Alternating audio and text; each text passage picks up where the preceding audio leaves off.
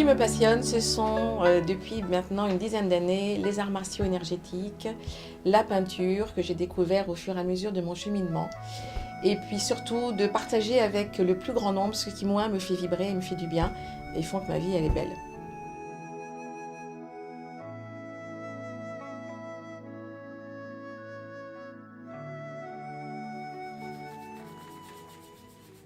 Alors la peinture intuitive, c'est carrément un chemin initiatique dans le développement personnel de la personne. C'est presque de l'art-thérapie, on va dire. J'utilise peu ce terme, mais c'est de l'art-thérapie en fait. Ensuite, nous faisons une méditation où là, on va s'intérioriser, fermer les yeux, s'asseoir. On va ressentir la couleur parce que là, dans cet état de méditation, on peut ressentir ce qui se passe dans le corps. Donc c'est aussi un éveil à son ressenti corporel.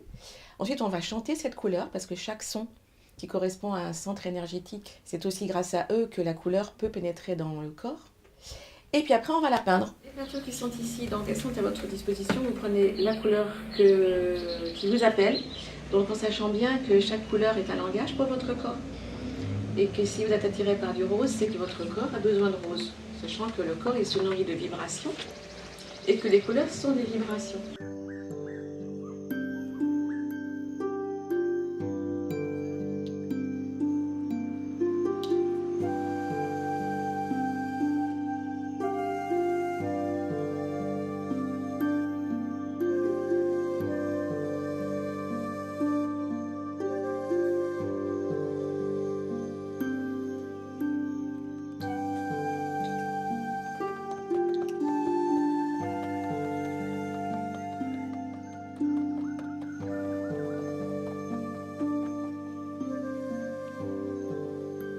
Les couleurs dans notre corps, elles passent par nos centres énergétiques.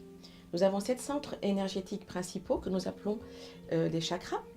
Les couleurs, ce sont donc des longueurs d'onde en fait.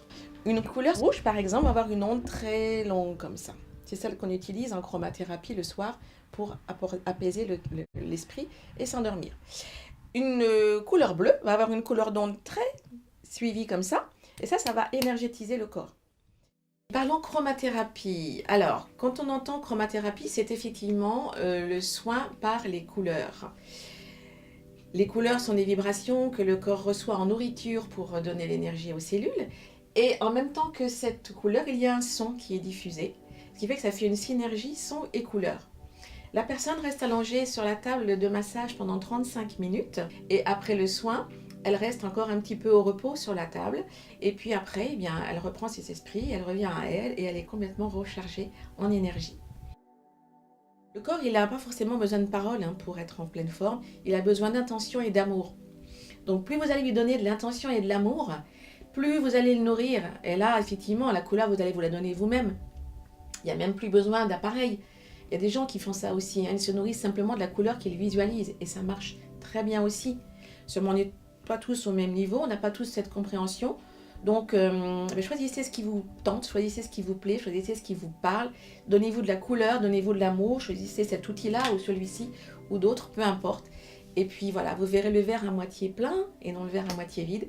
Et votre vie, elle sera remplie de couleurs et ce sera un véritable rayon de soleil, et pour vous, et pour votre entourage.